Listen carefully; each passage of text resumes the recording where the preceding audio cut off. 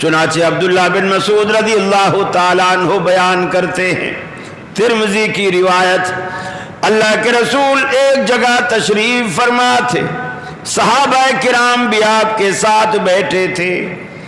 آپ نے زمین پہ ایک لکیر کھینچی، کچی مٹی پر انگلی سے ایک لکیر کھینچی، بالکل سیدھی لکیر، پھر دو لکیریں اس کے دائیں جانب بنائیں، دو لکیریں اس کے بائیں جانب بنائیں، جو درمیان والی لکیر کے ساتھ ان کو ملا دیا، اور پھر درمیان والی لکیر پر اپنی انگلی رکھی، اور قرآن مجید کی یہ آیت رحمت عالم کی زبان اقدس پر مچلنے لگی، ان ھذا صراطی مستقیما فاتبعوہ، یہ جو درمیان والا جرنیلی راستہ ہے، ان ھذا صراطی، یہ میرا راستہ ہے۔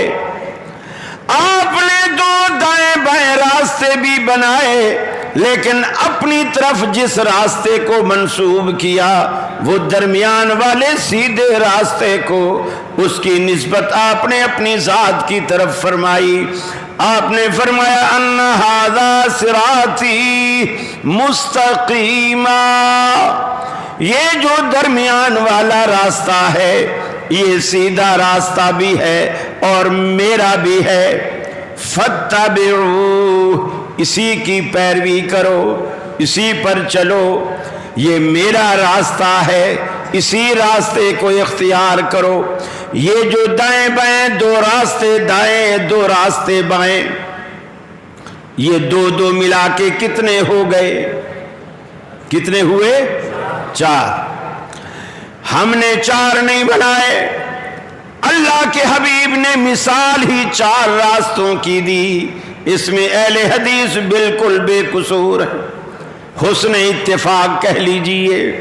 اللہ کے حبیب نے آج خود چار راستوں کی مثال دے کر کے فرمایا، یہ جو دو دائیں اور دو بائیں چار راستے تمہیں نظر آ رہے ہیں، وَلَا تَتَّبِعُوا السُّبُلَ، ان راستوں کی پیروی نہ کرنا، یہ نکل بے شک میرے راستے سے رہے ہیں، نکلے تو میرے راستے سے ہیں، لیکن ان کی انتہا، ان کی جو آخری منزل ہے وہ میرے راستے سے بہت دور ہے۔ وَلَا تَتَّبِعُوا السُّبُلَ، ان کی پیروی نہ کرنا، فَتَفَرَّقَ بِكُمْ عَنْ سَبِيلِهِ، اگر ان راستوں پر چلو گے یہ راستے تمہیں میرے راستے سے جدا کر دیں گے۔ میرا راستہ صرف درمیان والا راستہ ہے، اور وہی سیدھا راستہ ہے، وہی جنت کے دروازے پر لے جانے والا راستہ ہے۔